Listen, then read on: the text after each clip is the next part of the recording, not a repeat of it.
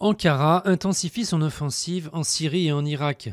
La Turquie a mené samedi une troisième vague de frappes aériennes contre le groupe État islamique en Syrie et ouvert un second front contre les rebelles kurdes du PKK dans le nord de l'Irak.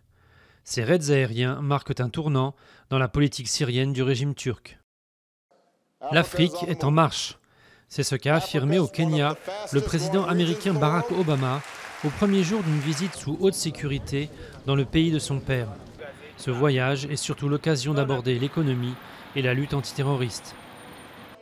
La Tunisie a adopté de son côté sa nouvelle loi antiterroriste. Tard vendredi soir, le Parlement a approuvé cette loi qui notamment rétablit la peine de mort. Le pays a connu récemment 2 attaques sanglantes au musée du Bardo à Tunis, puis sur une plage près de Sousse. Une plage est fermée à Vallauris avant l'arrivée imminente du roi Salman. Pour ses vacances, le souverain d'Arabie Saoudite doit occuper sa villa, accompagné d'1 millier de Saoudiens. Mais la fermeture de la plage est contestée. Une pétition contre la privatisation de cet espace public a déjà recueilli plus de 100 000 signatures. Pas besoin d'aller en Australie pour voir des kangourous en liberté.